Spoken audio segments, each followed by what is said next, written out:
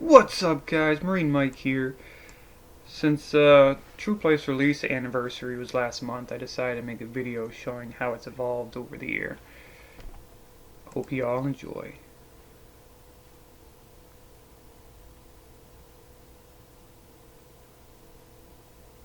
So Phase 1.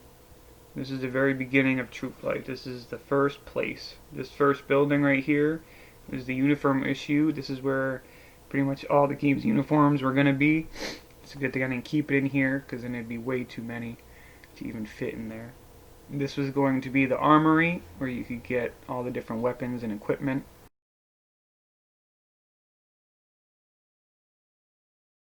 This was pretty much the bar location where everyone can hang out, socialize. Little pool table. I was going to put darts in the corner. That's the general's office to go upstairs.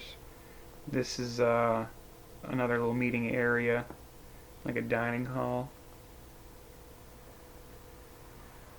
And then up on top, this is where the special general's room was.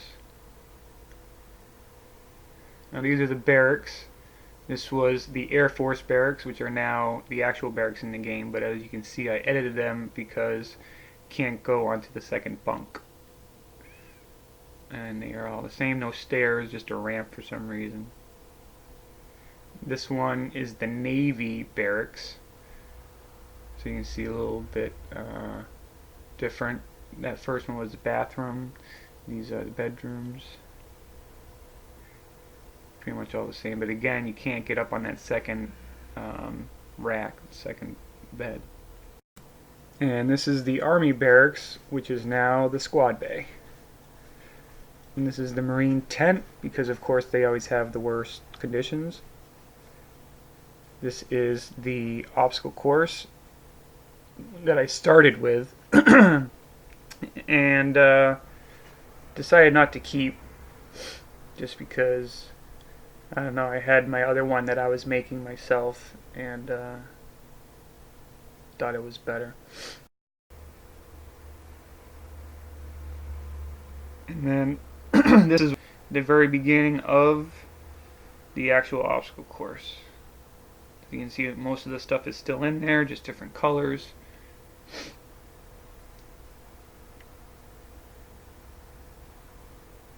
And this was the first firing range. So you had that little guy that you'd have to get stuff from. Metal detector was to take away guns. And then all your weapons, and then the shooting ranges, which is kind of insane the way they were set up before. Now those dummies could sometimes walk out and jump around.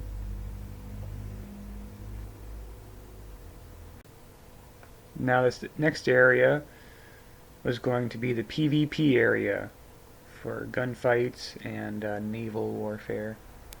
You can see the diving boards up there for the rescue diving XP.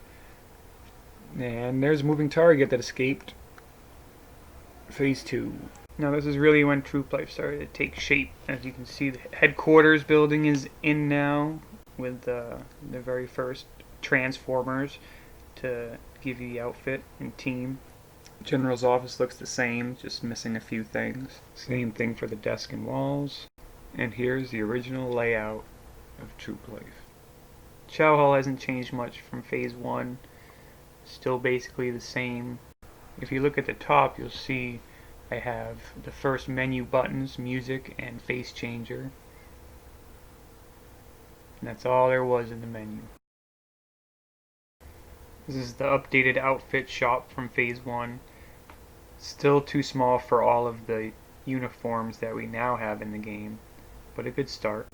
This is the updated Officers Club from Phase 1. Put some drinks in there, some decorations, the parade swords, the formal outfits.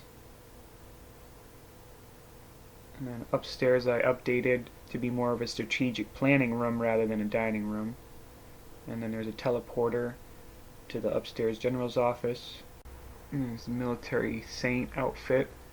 Nice little view of the area, a bed, and then some cool gear that was for the generals only. And this is the original statue and stage area. which has been swapped out with new chairs. And this is the civilian camo shop, which has since been removed.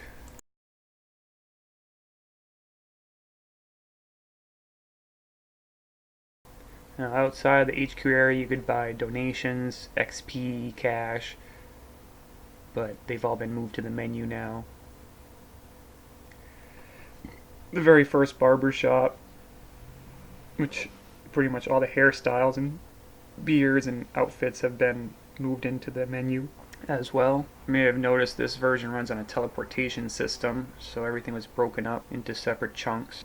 PT outfit givers, and the layout is pretty much the same as it is today, just with a few cosmetic changes to reduce lag. This is the first version of the gym. Again, not much has changed, just a few cosmetic things to help the game run better.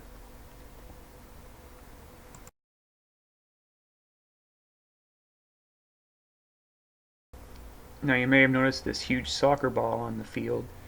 That was how I was originally going to play soccer, because we actually did training like that in the Marines with a huge oversized blow up soccer ball. This is a long jump training event, which I removed because it just didn't seem too fun. Now on to the weapon training area. Now the grenade range isn't too different, but I had to remove the joints breaking because it was causing it to lag.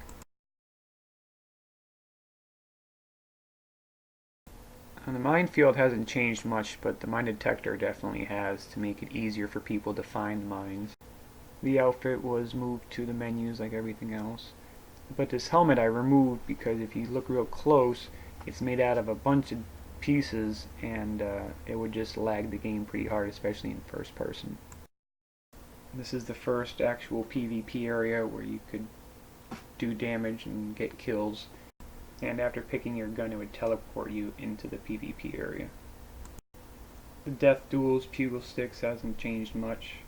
And again, I put the metal detector in there so that when you leave the PvP area, it would take away your guns. Medical office hasn't really changed too much, besides the beds and the decorations there. Now, the barracks area in this version is definitely different than before and after it, because this was when I was trying to do kind of a Meep City style housing system where you could get your own house and then transform it how you want, with furniture and items and painting the walls. Picnic area is pretty much the same, just in different textures. The brig or military jail has definitely been upgraded from this. Now this is a barracks furniture store, which I ended up removing because I did away with the barracks style that I was going to use. But maybe I'll bring it back at some point.